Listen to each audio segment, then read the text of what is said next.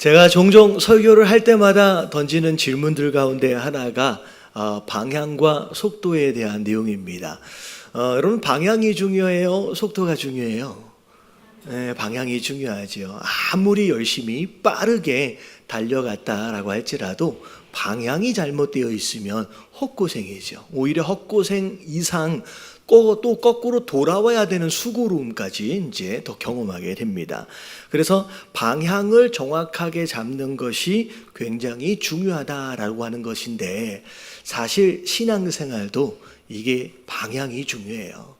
열심히 무엇인가를 했지만 어떤 경우에는 굉장히 불필요한 것에 시간을 낭비하는 경우가 있고요. 그리고 어떤 경우에는 오히려 그것으로 인하여서 시간을 낭비하고 세월을 낭비하고 심지어 시험까지 들어서 오히려 후퇴하는 그런 일들까지 있다는 거죠. 그래서 열심히 하는 것도 중요하지만 정확하게 어디를 향하여 달려갈지를 아는 거, 방향을 잡는 게 굉장히 중요합니다. 성경 안에서 어느 방향이 옳은 방향인지에 대해서 종종 말씀하시는 대목들이 나오는데요. 그런 대목들마다 하나님 뭐라고 표현하시냐면 하나님의 뜻이다, 아버지의 뜻이다 라고 하는 표현을 가지고 무엇이 하나님이 원하시는 것인지에 대하여 정확하게 이거 짚어주시는 대목들이 나옵니다. 그래서 사실 오늘 말씀의 마지막 부분을 마지막 부분을 보면 뭐라고 끝이 나냐면 14절에 보면 한번 같이 한번 읽어볼게요. 시작. 이와 같이 작은 자 중에 하나라도 잃는 것은 하늘에 계신 너희 아버지의 뜻이 아니니라. 자, 너희 아버지의 뜻이 아니다. 거꾸로 무엇이 아버지의 뜻인지에 대해서 지금 설명을 해 주셨던 것입니다. 그래서 우리가 이 방향을 설정함에 있어서 아버지의 뜻을 안다라고 하는 것이 얼마나 중요한지를 좀 우리가 짚고 넘어갈 필요가 있을 것 같아요. 그래서 오늘 본문 말씀 외에 우리 마태복음 12장 2절부터 3절까지 이 하나님의 뜻이 얼마나 중요한지를 설명하고 있는 대목이 나오는데, 여러분 이 구절을 한번 읽어보도록 하겠습니다. 자, 먼저 2절 한번 읽어볼게요. 시작. 너희는 이 세대를 본받지 말고 오직 마음을 새롭게 함으로 변화를 받아 하나님의 선하시고 기뻐하시고 온전하신 뜻이 무엇인지 분별하도록 하라. 자, 처음에 뭐라고 시작하느냐? 너희는 이 세대를 본받지 말래요. 여러분, 이 세대라고 표현하는 것은 많은 사람들을 이야기하는 거예요. 대부분의 많은 사람들, 요즘을 살고 있는 많은 사람들의 생각과 의견이나 관점들을 이야기하는 겁니다. 근데 성경은 분명히 뭐라고 얘기하느냐? 자, 이 세대를 뭐 하지 말라? 본받지 말래요. 다시 말하면 많은 사람들이 옳다라고 이야기한다고 해서 다 옳다라고 생각하지 말라는 거예요. 많은 사람들이 간다고 해서 그 길이 옳은 길이다라고 생각하지 말라는 거예요. 여러분, 우리가 성경을 잘 들여다보면 여러분 굉장히 특이한 공통점들 가운데 하나가 뭐냐면, 많은 사람들의 의견이 하나님의 뜻을 반영했던 적이 거의 없어요. 심지어 우리 한국 속담 표현들 가운데 이런 표현이 있어요. 민심이 뭐다요? 여러분, 민심이 천심이래요. 근데 여러분, 성경적인 관점에서 살펴보면 여러분, 민심이 천심이었던 적은 한 번도 없어요. 오히려 많은 사람들의 의견이 사실 하나님의 뜻을 대항했던 적이 훨씬 더 많습니다. 그래서 성경은 분명히 뭐라고 그러냐면, 많은 사람들이 간다고 해서 그 길이 옳은 길인 것처럼 맹목적으로 따라가지 말라는 거죠. 본받지 말라라고 얘기하는. 자, 그리고 난 다음에 본받지 않는 대신 그러면 너희는 어떤 기준으로 어떤 방향을 따라서 살 것이냐? 뭐라고 나와 있어요? 오직 마음을 새롭게 함으로 변화를 받아서, 자, 무엇을? 하나님의 선하시고 기뻐하시고 온전하신 뜻이 무엇인지 뭐하래요? 분별하래요. 다시 말하면 세대를 본받지 말아야 함과 동시에 우리가 어디로 갈지를 결정할 때에, 자, 무엇을 기준으로? 하나님의 뜻을 기준으로 분별할 줄 알아야 된다는 거예요. 근데 중요한 건 뭐냐면, 이 하나님의 뜻을 제대로 분별하지 못하면 어떤 일이 벌어지느냐? 자, 3절에 보면 우리가 품을 수 있는 두 가지 마음을 설명하고 있어요. 자, 어떤 사람은 첫 번째 이런 마음을 품을 수 있어요. 자, 줄 쳐진 데만 보면 마땅히 생각할 그 이상의 생각을 뭐 하지 말래요? 여러분, 품지 말래요. 여러분, 이건 우리가 오늘 얘기하고 싶어 하는 야망에 대한 내용입니다. 마땅히 생각할 그 이상의 생각을 품지 말래요. 그 대신 뭘 품어라? 오직 하나님께서 각 사람에게 나누어 주시는 믿음의 분량대로 지혜롭게 생각하라. 여러분, 이 생각은 누가 주시는 거예요? 하나님. 여러분, 하나님이 우리에게 담아주시는 것을 우리가 뭐라 그래요? 이걸 비전이라고 부릅니다. 그래서 오늘 말씀은 이런 거예요. 무엇이 기준이냐, 무엇이 바른 방향이냐라고 하는 것을 정확하게 잡지 않으면 우리가 품은 생각이 뭐가 될 수도 있다는 거예요. 야망이 될 수 있어요. 여러분, 심지어 교회 안에서도 내 야망을 이루기 위해서 막 열심을 내는 경우들이 생겨버릴 수 있다는 거죠. 하지만 우리가 바른 방향과 바른 기준을 가지고 하나님이 우리에게 주시는 비전을 품을 수 있는 여러분, 저와 여러분들 되시길 주님의 이름으로 축원합니다. 자, 굉장히 서론이 이제 거창하게 좀 길었는데요. 자, 오늘 본문 말씀으로 돌아가서 좀 설명을 드릴게요. 여러분, 오늘 본문 말씀은 우리가 지난 2주 동안 살펴봤던 길 잃은 양의 마지막 부분입니다. 자, 근데 여기까지를 살펴보는 가운데 이전에 어떤 스토리가 있었는지를 잠깐 짚어볼 필요가 있어요. 왜냐하면 여러분, 지금 있어지는 모든 사건들과 예수님의 모든 가르침들이 그냥 어쩌다가 있어지는 것들이 아니라 예수님의 계획하신 가운데 철저하게 정돈되어진 가운데 일어나고 있고 지금 가르침이 있어지고 있다는 거죠. 자, 지금 예수님이 제자들과 함께 어디를 올라가세요? 한 주 빼먹었다고 이제. 자, 예수님이 제자들과 함께 어디로 올라가세요? 예루살렘으로 올라갑니다. 자, 예루살렘에 올라가시면 예루살렘에서 어떤 일이 앞으로 있어질 것이냐? 이제 잡히시고 십자가에 못 박혀 돌아가시고 그리고 나중에 이제 부활하시고 승천하시는 일들이 있어지는 거죠. 자, 그런 가운데 이제 곧 있으면 예수님이 제자들을 떠나세요. 제자들만 남겨두시고 어찌 보면 떠나야 하는 예수님 입장에서 이 마지막 예루살렘으로 올라가시는 이 여정은 굉장히 중요한 여정이에요. 이 여정 가운데 그냥 아무렇게나 아무런 가르침을 허락하시는 게 아니라 철저한 준비와 계획하신 가운데 하나하나를 이루어 가신다는 거예요. 자, 예루살렘으로 올라가시는 대목, 이 여정의 가장 첫 번째 시작이 어디서부터 사실 시작되느냐면 여러분, 변화산 사건에서부터 시작이 됩니다. 여러분, 변화산 사건에서부터 시작해서 예루살렘으로 올라가시는 거예요. 여러분, 변화산 사건이 있어지고 난 뒤에 예수님이 제자들에게 기도를 가르치세요. 그리고 나서 무슨 일이 있어지냐? 제자들을 모아놓고 제자들끼리 막 싸우잖아요. 누가 천국에서 큰 자인지. 예수님 뭐라고 그러세요? 작은 자를 섬겨라, 겸손하게 낮아져라 라고 말씀하세요. 여러분, 그리고 난 뒤에 무슨 가르침이 있었느냐면 오늘 우리가 함께 살펴보고 있는 길 잃은 양에 대한 내용, 잃어버린 양을 찾아오는 것이 중요하다라고 예수님 말씀하시는 거예요. 여러분, 이 변화산 사건과 작은 자를 섬기는 이 가르침과 길 잃어버린 이 양, 이 세 가지가 사실은 오늘 우리가 함께 다시 정리하길 원하는 하나님의 뜻이 무엇인지에 대한 종합적인 말씀이라는 거죠. 자, 그래서 이 세 가지를 먼저 설명을 드리면서 한번 정리해 보도록 하겠습니다. 자, 비전. 하나님께서 우리에게 주신 비전 첫 번째가 뭐냐? 자, 1번 같이 한번 읽어볼게요. 시작. 성도는 먼저 참된 예배자가 되어야 한다. 자, 하나님께서 우리에게 주시는 가장 중요한 비전이며 하나님의 뜻은 자, 우리가 뭐가 되어야 한다? 여러분, 예배자가 되어야 합니다.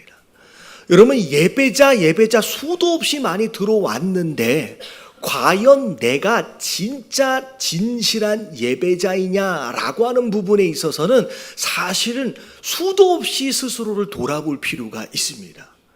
자, 첫 번째 예루살렘으로 올라가시면서 제자들 3명을 불려다가 산에 올라가셨어요. 그 산 위에서 예수님과 더불어서 모세, 엘리야 해서 예수님이 원래 하나님의 모습이었다라고 하는 모습인 것을 제자들에게 보여주신 거예요. 그래서 그것으로 제자들이 누굴 만난 거예요? 산에서 하나님을 만난 거예요. 하나님 대신 예수님을 만나는 거예요. 그게 제가 그때 설교를 드릴 때 그게 진짜 예배의 모습이에요. 우리의 예배는 손영철 목사의 설교를 듣는 시간이 아니에요. 여러분, 이 예배 시간은 누굴 만나는 시간이 되어야 한다? 여러분, 하나님을 만나는 시간. 나를 지으신 창조주 하나님을 만나는 시간이 이 시간이 되어져야 하고요. 나를 죽기까지 사랑하셔서 구원하신 그 구원자 하나님을 만나는 시간이 여러분 이 예배 시간이 되어야 하는 줄로 믿습니다. 여러분, 이 예배보다 중요한 게 없어요. 여러분, 그 어떤 방해할 수 있는 것들이 있다라고 한다면 여러분 이 예배에 집중하기 위해서 이 모든 것들을 제거할 필요가 있어요. 여러분, 심지어 여러분 핸드폰 같은 거 여러분 무음으로 진동으로 해놓지 마세요. 여러분 예배가 방해를 받아요. 여러분, 제가 예배를 드릴 때 처음 시작부터 요 앞에까지 그냥 나와 있어요. 그래서 제가 이 앞에까지 나와 있는 이유가 뭐냐면 제가 뒤에 앉아 있으면 무슨 생각이 들까요? 여러분, 목사는 무슨 생각이 들었냐면 오늘은 누가 올까? 왜 이 사람이 여기 앉아 있어야 되는데 오늘은 왜 이렇게 늦게 올까? 여러분, 이런 생각을 할 수밖에 없어. 그래서 제가 뒤에 앉지 않는 이유는 제가 예배를 찬양을 드리면서 전심으로 찬양이 돼요, 안 돼요? 안 되는 거예요. 그래서 모든 것들을 다 내려놓고 그냥 이 앞에 나와서 전심으로 찬양하기 위해서 앞에 앉아 있는 거예요. 여러분, 예배 때 여러분 가능하면 앞으로 나와서 앉으시길 주님의 이름으로 축원합니다. 여러분, 제가 어떤 성도들이 얘기를 하는 걸 들어보니까 요 앞에 있다가 늦게 와서 뒤에 앉아 보신 분들이 하나같이 하는 얘기가 뭐냐면 예배가 잘 안 드려진대요. 왜냐하면 앞에 왔다 갔다 하는 사람들 때문에 방해가 되는 거예요. 여러분, 교회 나오는 이유가 뭐냐? 여러분, 가장 중요한 이유가 예배예요. 내가 예배에서 하나님을 만나느냐 못 만나느냐라고 하는 거, 여러분 이게 가장 중요하다라고 생각을 하시고 여러분 여기에 여러분 승부를 걸어야 돼요. 할렐루야. 여러분, 예배의 승부를 거시게 되길 주님의 이름으로 축원합니다. 그래서 사실은 이게 여러분 하나님이 뜻이 무엇인지 분별하라고 아까 지금 나와 있잖아요. 근데 사실 하나님 뜻이 무엇인지를 분별할 수 있는 방법도 사실 어디에 있어요? 여러분, 예배에 있어요. 그래서 아까 아침에 로마서 12장 2절부터 3절까지 말씀을 읽었잖아요. 하나님의 뜻이 무엇인지를 분별하라라고 했는데, 근데 여러분들 이 분별하라라고 말씀하시기 전에 전 말씀이 이 말씀이에요. 사실 12장 1절 말씀. 자, 다 같이 시작. 그러므로 형제들아, 내가 하나님의 모든 자비하심으로 너희를 권하노니 너희 몸을 하나님이 기뻐하시는 거룩한 산 제물로 드리라. 이는 너희가 드릴 영적 예배니라. 네, 무엇이 하나님의 뜻인지 분별하라라고 말씀하시기 전에 뭘 먼저 말씀하세요? 예배를 먼저 말씀해요. 영적으로 온전한 예배가 드려지지 않는다라고 한다면 여러분 하나님의 뜻을 분별할 수 있는 방법이 없어요. 여러분 어떻게 해서든 예배에 성공해야 돼. 그래서 여러분들이 이 주일에 한 번이라도 나오시는 분들 같은 경우에는 이 예배에 진짜 은혜를 받기 위해서 여러분 노력해야 돼요. 할렐루야. 옆에 계신 분들에게 인사 좀 해주세요. 노력해야 한답니다. 여러분, 교회에 오는 가장 중요한 목적은 예배의 은혜 받는 거예요. 그래서 여러분 다른 것들로 인하여서 자꾸만 분주해지거나 자꾸 방해를 받는다라고 한다면 끊으세요. 그리고 종종 제가 예배를 드리다 보면 부부가 둘이 이렇게 앉아 있는데 한쪽은 되게 은혜를 받고 있어. 근데 한쪽은 시큰둥해. 시큰둥한 사람이 자꾸 말을 걸어서 방해를 해. 여러분 혹시 그런 사람이 있으면 한 칸 정도 띄어서 앉으세요. 옆에 있는 사람이 자꾸 나를 방해하면 안 돼. 그리고 신앙생활을 하면서 내가 예배를 드리는 데 있어서 이게 해로움이 된다든지 장애가 된다라든지 자꾸 그런 상황들을 만드는 관계가 있든 무엇이 되었든 여러분 그것을 절제하든지 끊어버리세요.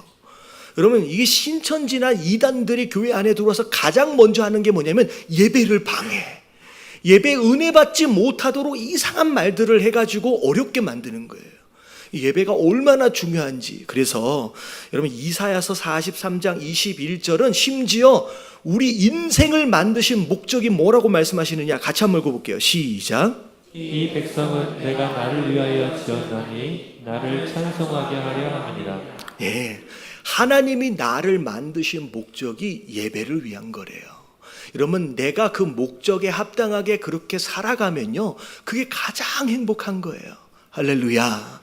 여러분 신앙생활을 10년씩 20년씩 여러분 오래 하다 보면 여러분 이게 습관적으로 바뀌게 되거든요. 여러분 이 습관화 되어지는 것이 되지 않도록 하기 위해서 여러분 끊임없이 노력해야 돼요. 여러분 그리고 직분이 주어진 것으로 인하여 예배의 태도가 바뀌면 안 되는 줄로 믿습니다. 내가 장로가 됐든 내가 목사가 됐든 내가 뭐가 됐든 상관이 없이 여러분 정말 하나님 앞에서는 그분의 백성이요 그분의 자녀인 거예요. 여러분 겸손하게 하나님 앞에 예배할 줄 아는 여러분 그런 성도가 되어야 한다는 거 여러분 깨달아지시길 주님의 이름으로 축원합니다. 왜냐하면요 여러분 예배를 통하여 하나님의 뜻을 분별할 줄 알 수 있으면서도 더 중요한 게 뭐냐면 여러분 예배를 통하여 우리가 살아갈 수 있는 힘을 얻는 거예요. 여러분 세상 사람들은 자기 마음대로 살아요. 자기 실력대로 살아요. 근데 우리가 하나님의 백성이 되어지는 순간서부터는 우리 마음대로 안 살아져요. 여러분 우리 능력대로 우리 실력대로 안 사라져요. 이게 소속이 바뀌면서 살아가는 여러분 구조와 패턴이 아예 바뀐 거예요. 우리는 누구의 힘으로 살아요? 여러분 하나님이 주시는 능력 가지고 사는 존재인 줄로 믿습니다. 여러분 제가 여러분 한국은 어디를 가든 여러분 핸드폰 같은 거 이렇게 그 충전할 때가 되게 많거든요. 근데 제가 이번에 멕시코를 다녀오고 그 미국을 다녀오면서 여러분 이 한국하고는 달라요. 어디 꽂아놓고 쓸만한 데가 없는 거예요. 근데 여러분 핸드폰이 배터리가 10% 밑으로 내려가는 걸 경험해 보신 적이 계시나요? 와 얼마나 초조하고 야 이게 어디서 뭐가 올지도 모르는데 그래서 진짜 이 선 하나 들고서 꽂을 때를 찾는 거야. 근데 이 생각을 하면서 느낀 게 뭐냐면 우리 성도는 여러분 예배를 통하여 충전을 받아요. 여러분 우리가 자꾸 예배를 은혜 받지 못하고 예배에서 충만하게 채워지지를 않으면요 마치 배터리가 떨어져 가는 핸드폰처럼 불안하고 초조해지기 시작하는 거예요. 여러분 예배에 성공하시게 되길 주님의 이름으로 축원합니다. 옆에 계신 분들에게 인사 좀 해서 예배에 승리해야 합니다. 어떤 분들이 요즘에는 예배에 은혜를 못 받아요. 여러분 회개해야 돼. 여러분 금식하고 회개해야 돼. 여러분 금식을 자꾸 내가 원하는 것을 받아내기 위해서 하나님 앞에 떼쓰는 용도로만 사용하지 마시고 여러분 내 안에 자꾸 하나님과의 사이를 멀어지게끔 만드는 그 죄악들이나 교만함이나 여러분 이런 것들을 털어내기 위해서 여러분 금식을 해보시길 주님의 이름으로 축원합니다. 여러분 이게 예배의 은혜를 못 받는다고 그냥 지나갈 일이 아니에요. 여러분 큰일 나는 거예요. 여러분 교회 안에서 어려움을 만드는 성도, 문제 성도들은 하나같이 어디서 시작할 것 같아요? 예배에서 은혜를 못 받는 것에서부터 시작되는 거예요. 여러분 그렇게 여러분 마치 감기 걸린 성도처럼 여러분 그렇게 예배에서 소홀히 되어지고 은혜 못 받는 상태를 여러분 그대로 내버려 두거나 방치하지 마시게 되길 주님의 이름으로 축원합니다. 여러분 이게 가장 중요해요. 그래서 교회 나올 때 여러분 다른 것보다 가장 중요한 건 내가 오늘 이 예배에서 누굴 만나야 돼요. 창조주 하나님, 구원주 하나님을 만나고야 만다라고 하는 각오를 가지고 예배에 참여하시게 되길 주님의 이름으로 축원합니다. 자, 두 번째,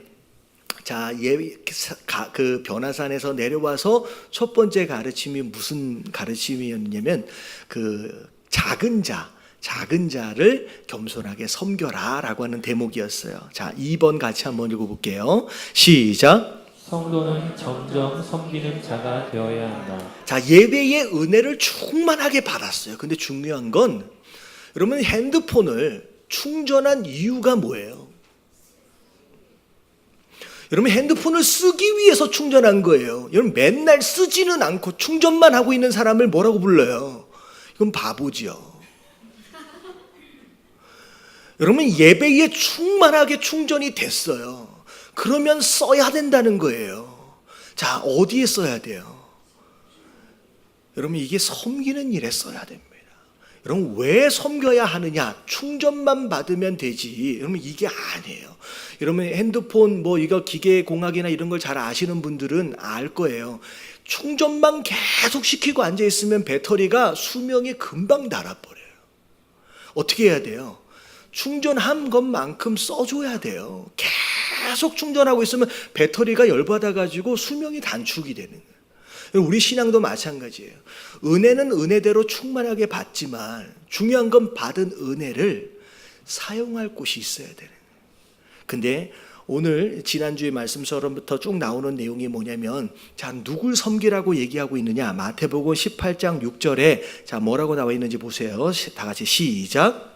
누구든지 나를 믿는 이 작은 자 중 하나를 실족하게 하면 자, 작은 자를 실족하게 하지 말라라고 말씀하실 때 자, 이 작은 자가 자, 어디에 있는 작은 자냐?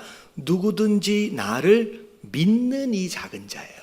다시 말하면 교회 안에 있는 작은 자예요? 밖에 있는 작은 자예요? 여러분 안에 있는 자예요. 여러분 예배에 충만하게 은혜를 경험하시는 분은 이제 가깝게 우리 교회 안에 있는 작은 자를 찾아 도와주시게 되길 주님의 이름으로 축원합니다.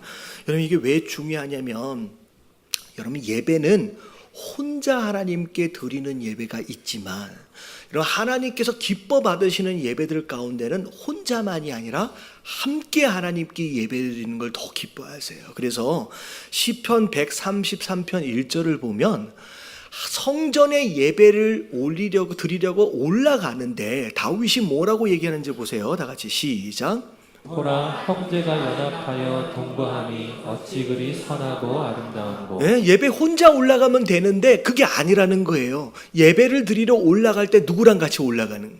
형제랑 함께 연합하여 함께 머무르는 것. 여러분 이게 하나님이 보기를 원하시는 또 다른 차원에서의 예배의 모습이에요. 나만 하나님께 올려드리는 게 아니라 나와 함께 더불어 나아가는 것. 여러분 이게 하나님이 기뻐하시는 모습이라는 거죠. 그래서 여러분 교회가 점점 유람선처럼 되면 안 돼요.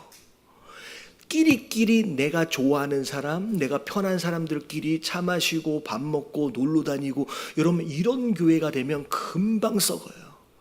여러분 어떻게 해야 되느냐? 우리가 함께 모이는 이유는 나랑 친한 사람을 만나기 위한 것을 넘어서서 내 도움이 필요한 사람들에게 내 손을 뻗칠 수 있는 여러분 이런 영적 여유로움이 우리 안에 있어야 된다라는 거예요.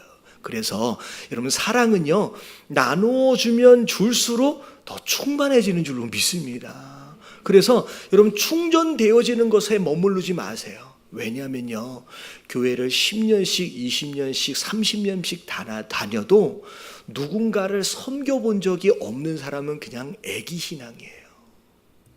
그래서 조금만 시험 들 만한 일이 있으면 넘어지고 삐지고 떠나고 여러분 이런 일들이 계속 반복되는 이유가 뭐냐면 내가 부모 되어진 자로서 누군가를 낳고 기르고 돌보지를 않았기 때문에 그냥 아기로 남는 거예요.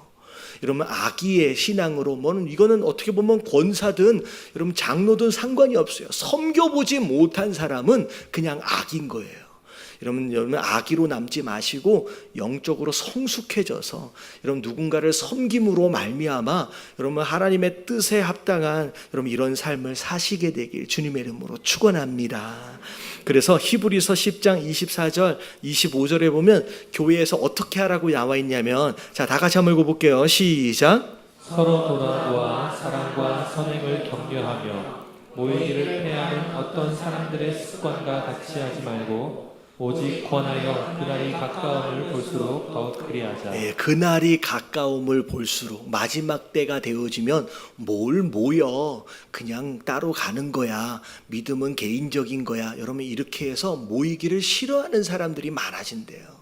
여러분 이 말씀을 보면 여러분 집에서 인터넷 켜놓고 설교 듣는 거 예배 아니에요.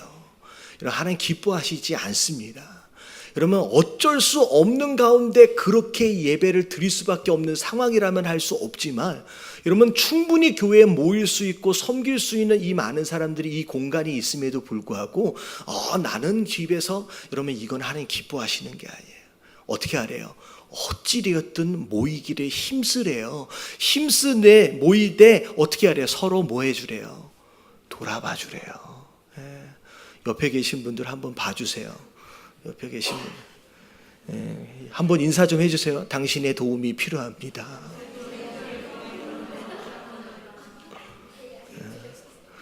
나는 혼자 있으면 큰일 나요. 여러분 교회 안에 뭐 동물의 왕국 같은 걸 보면 맹수들이 누구를 잡아가요? 혼자 있는 걸 잡아가요. 여러분 절대 혼자 있지 마십시오. 그리고 아무도 나를 안 챙겨준다라고 하면 아무도 나를 안 챙겨준다 그러면 제임스 목사 어디 가셨네? 제임스 목사님을 찾아가세요. 목사님 제가 온 지 3개월이나 됐는데요. 아무도 나한테 관심이 없어요. 제임스 목사님을 찾아가시면요. 해결해 주실 거예요. 친구라도 보죠. 왜 그러면 이게 왜 중요하냐면요. 교회 안에 내가 정말로 믿고 기도 제목을 말하고 함께 마음을 나눌 수 있는 두세 사람만 있으면 웬만큼 시험 들어서 넘어지지 않아요. 할렐루야. 옆에 약간 얼굴이 어두우신 분들 계시면 내가 도와줄게, 내가 기도해 줄게. 여러분 이렇게 손을 잡아주세요. 여러분 이게 은혜 받고 난 뒤에 우리가 나누는 것으로 인하여 성숙하게 되는 줄로 믿습니다. 그래서 여러분들 1년 전 나랑 친했던 그 사람이 아직도 오늘 그 사람만 친하고 있으면 회개할 일이에요. 자, 1년 전 친했던 사람한테 다른 사람 또 소개시켜주고 또 나는 또 새로운 사람 이제 끌어안아주고 여러분 이렇게 해야 교회가 구조선으로서의 역할을 감당할 수 있다라고 하는 거예요. 여러분 예담교회가 그런 교회가 됐으면 좋겠습니다. 그리고 마지막 세 번째, 자, 다 같이 한번 읽어볼게요. 시작. 성도는 결국 전도자가 되어야 한다. 자, 교회 안에 있는 작은 자들이 있어요. 잘 돌봐줘야 돼요. 근데 자, 오늘 길 잃어버린 양, 여러분 이거는 교회 안에 있는 자예요? 밖에 있는 자예요? 밖에 있는 자예요. 예수님 뭐라고 말씀하시냐? 안에 있는 자도 겸손하게 잘 섬기되, 자, 이제는 어디로 눈을 돌려야 돼요? 바깥으로 눈을 돌려서 섬기래요. 찾아오래요. 여러분 이게 굉장히 중요해요. 여러분 전도하는 사람은 웬만하면 시험 들지 않아요. 여러분 전도하는 사람은 웬만하면 영적으로 병들지 않아요. 왜냐하면 내가 만난 하나님을 내가 입술로 막 고백하고 내가 만난 내가 누리는 그 복음을 누군가에게 막 전하다 보면 내 안에서 막 새로움이 올라오게 돼 있어요. 여러분 전도하는 사람은 여러분 사단이 여러분 건드리지 못하는 줄로 믿습니다. 그래서 자 보면 오늘 잃어버린 자를 찾아오라는 거예요. 그게 아버지의 뜻이다라고 얘기하는 거예요. 그러면서 여러분 성도 되어진 자, 교회 되어진 자가 왜 살아가느냐, 이 목적이 중요한데, 여러분 우리가 유명하게 아시는 말씀 중에 하나가 뭐냐면 사도행전 1장 8절 말씀 같이 한번 읽어봅니다. 시작. 오직 성령이 너희에게 임하시면 너희가 권능을 받고 예루살렘과 온 유대와 사마리아와 땅끝까지 이르러 내 증인이 되리라 하십니다. 자, 예수님이 떠나시면서 부활하시고 승천하시면서 성령 하나님이 오실 거야. 그럼 너에게 능력 줄 거야. 근데 자, 그렇게 되면 이제 무슨 일이 벌어지는 거예요? 예루살렘과 온 유대와 사마리아와 땅끝까지 이르러 네가 뭐가 된다? 증인이 된대요. 여러분 증인이 되어라가 아니에요. 되리라예요. 여러분 교회 되어진 자들은 성령 충만한 자들은 그냥 자연스럽게 증인이 되는 삶을 살아가게 되어 있는 줄로 믿습니다. 여러분, 예루살렘은 이거예요. 내가 아는 사람이에요. 내 가족들이에요. 내 친척들이에요. 내 친척과 가족들을 향하여 복음을 증거하지 않는 자들은 나중에 심판대 위에 올라가서 이들로부터 원망 섞인 이야기를 들어야 될지도 몰라요.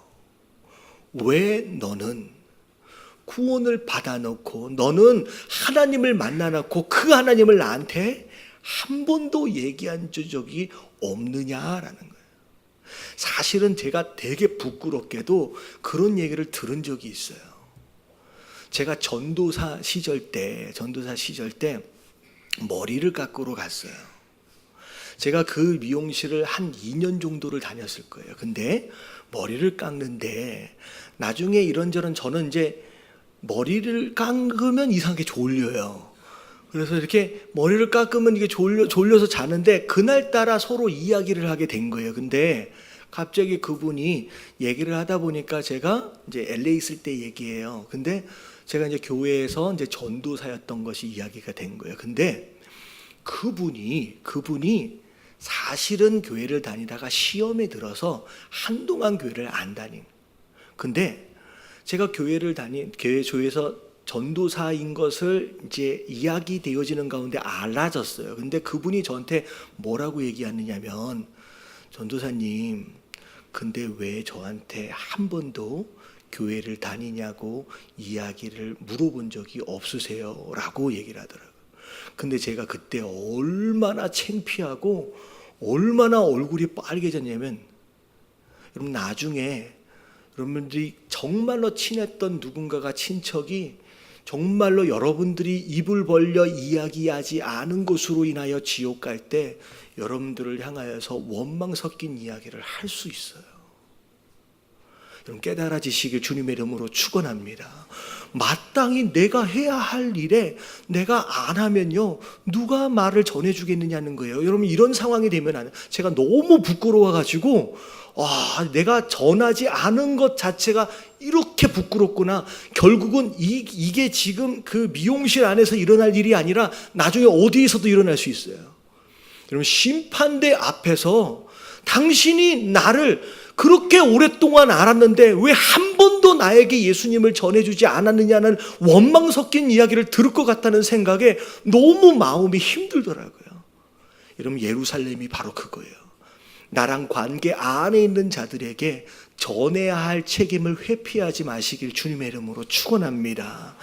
유다 땅은요, 같은 민족의 사람들이에요. 그리고 사마리아 사람은 같은 민족은 아니지만 가까운 곳에 다른 민족의 사람들. 그리고 땅끝이라 그런 것은 나는 한 번도 가본 적이 없는 아프리카나 러시아나 남미나 이런 땅을 얘기하는 거예요. 어디가 됐든 너희가 내 증인이 되어지는 것이 마땅하다라고 말씀하시는 거예요. 여러분, 전도를 위하여, 선교를 위하여 여러분 헌신해 보시길 주님의 이름으로 축원합니다. 그래서 제가 3가지를 말씀을 드린 거예요. 여러분, 하나님의 뜻이 무엇이냐? 예배고요, 그 다음에 섬김이고요, 그 다음에 전도와 선교예요. 여러분, 이것 외에 다른 것들에 여러분 마음을 쏟지 마세요.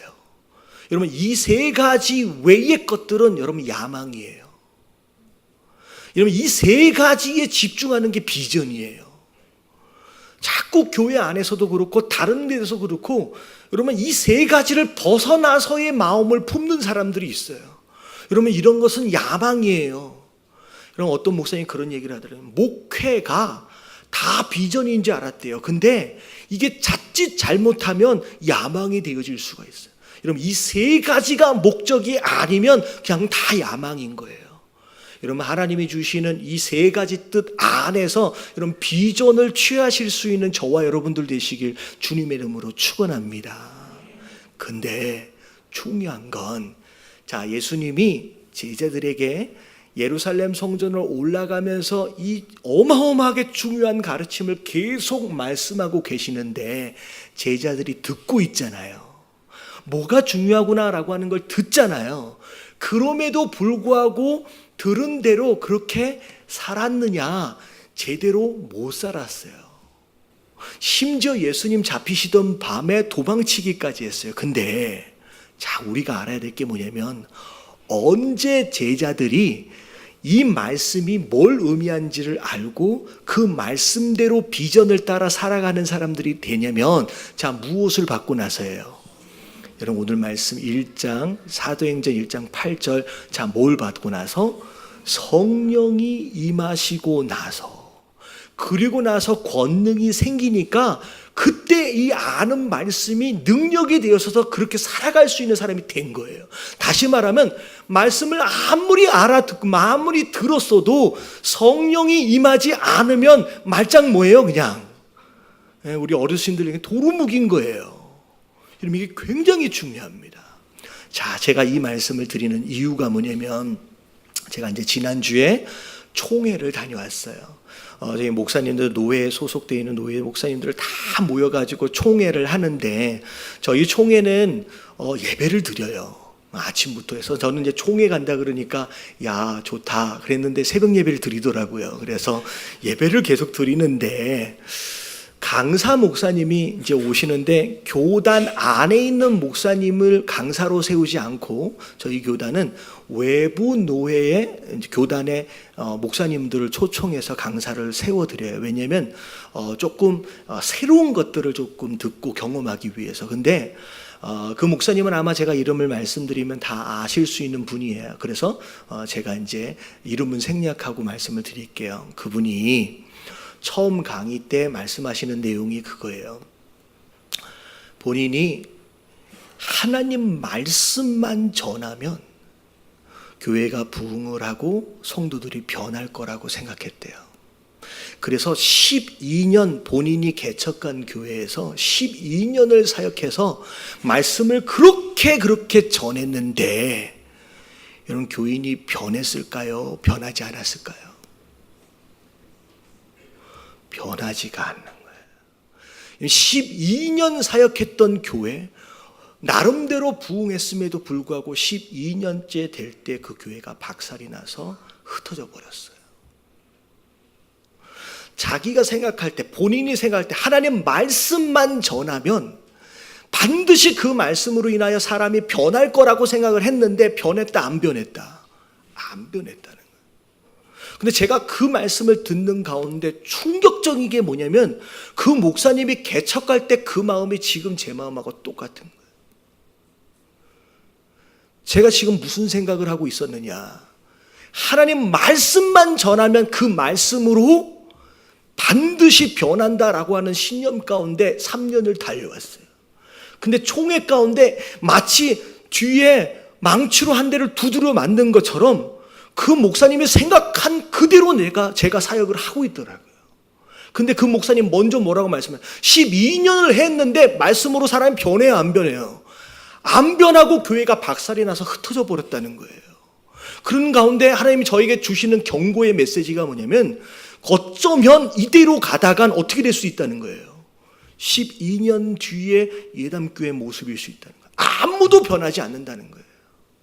근데 주시는 말씀이 뭐냐면 여러분 예수님 당시에 예수님을 모함하고 정죄하고 예수님을 죽였던 바리새인들이 말씀을 알았을까요? 몰랐을까요? 말씀을 엄청 잘 알았어요. 아하면 어했어요. 정말로 잘 알았어요. 근데 이 말씀으로 충만했던 그들이 결국 예수님을 뭐 했어요? 예수님을 죽였어요. 근데 그 목사님이 12년 사역하다가 완전히 공중분해가 된 그 교회 앞에서 이제는 나는 아무것도 못합니다 라고 주저앉는 순간 하나님이 기도할 때 주신 메시지가 뭐냐면 기름 부으심이었어요. 아무리 씨앗이 뿌려져도 기름 부으심이 없는 마음밭에는 아무 쓸모가 없어요. 그게 키예요. 그래서 그 목사님이 금식하며 기도하면서 결국 기름 부으심이 정답이다. 기름 부으심이 없는 옥토화 되어지지 않는 마음밭에 아무리 뿌려도 열매가 맺어요, 안 맺어요? 안 맺어요. 여러분 제가 5회 갑자기 총회에서 돌아와서 웬 특별 새벽기도 제가 주신 마음이에요. 여러분, 씨앗만 계속 뿌린다고 될 일이 아니다라는 거예요.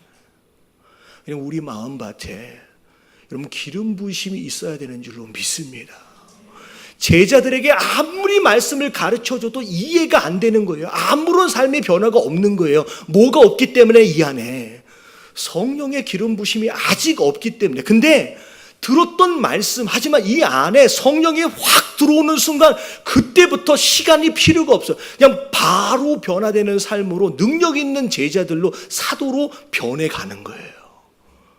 그럼 지금까지 수도 없이 많이 들어왔던 말씀들, 여러분 이 말씀이 내 삶의 변화가 되어지고 능력이 되어지려면 여러분 이 마음 가운데 여러분 임하실 여러분 성령의 기름 부으심을 사모하시게 되길 주님의 이름으로 축원합니다.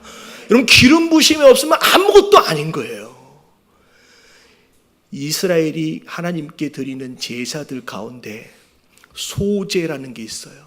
곡식으로 드려지는 제사예요. 근데 그 소제를 드릴 때 반드시 곡식 알갱이를 다 부수라고 얘기했어요.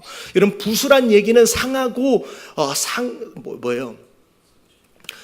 상한 심령으로 하나님 앞에 나아간다는 거예요. 회개하며 나아간다는 거예요. 근데 여러분 그 가루가 되어진 그 곡식에다가 알갱이에다가 뭘 뿌려라? 소금을 뿌려라. 언약의 소금. 여러분 이 언약의 소금이 말씀이에요. 근데 여러분 그 상태로 그대로 끝나는 게 아니에요. 그 안에 가루, 소금이 섞인 그 가루 안에 뭘 부어라? 기름을 부어라. 그때 드려지는 소제가 하나님 받으시는 소제가 되는 거예요.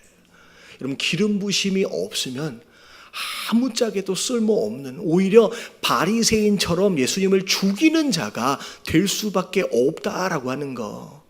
여러분 우리 안에 기름 부심을 위해서 여러분 사모하시길 주님의 이름으로 축원합니다. 여러분 이번 새벽기도 여러분 처음 하는 특세예요. 새벽에 못 나오시면 저녁 때라도 아이들 데리고 나오세요. 제가 진짜 열심히 기도하고 해가지고 진짜 기름 부심이 있는, 여러분 그래서 우리 예담교회가 이제 3년 딱 되고 나니까 하나님이 참 감사하게 이 딱때에 맞게끔 음성들을 주셔서 인도하시는데, 여러분 이게 새로운 파도가 시작되는 거예요. 할렐루야. 여러분 이 새로운 파도가 딱 시작될 때 어떻게 해야 돼요? 같이 타야 돼요. 그리고 뭐 높네 이러고 있다가 혼자만 못 타고 저기 가버리면 혼자만 이상해지니까 여러분 괜히 어물쩡거리지 말고 같이 타보시길 주님의 이름으로 축원합니다. 그리고 솔직히 진짜 미안한 마음인데 저는 금식을 잘 못해요. 뭔 담임 목사가 금식도 안 해봤대. 저는 어렸을 때 부모님한테 끌려가가지고 억지로 이 하루씩 금식은 해본 적이 있어요. 근데 저는 무슨 주의였냐면 잘 먹고 힘있게 일하자 뭐 그런 주의였는데 하나님이 금식하래요. 그래서 여러분 이번에 여러분들 가정을 위해서, 여러분 교회를 위해서 특별히 여러분 이제 은혜 받기를 원하시는 분들은 하루에 한 끼라도 참여하시면 좋을 것 같아요. 어떻게 아멘을 안 할 줄이야. 도와주시길 주님의 이름으로 축원합니다.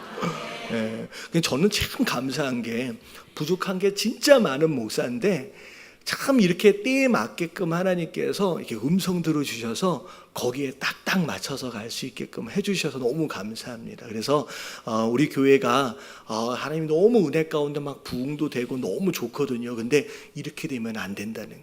이때 뭐 해야 된다?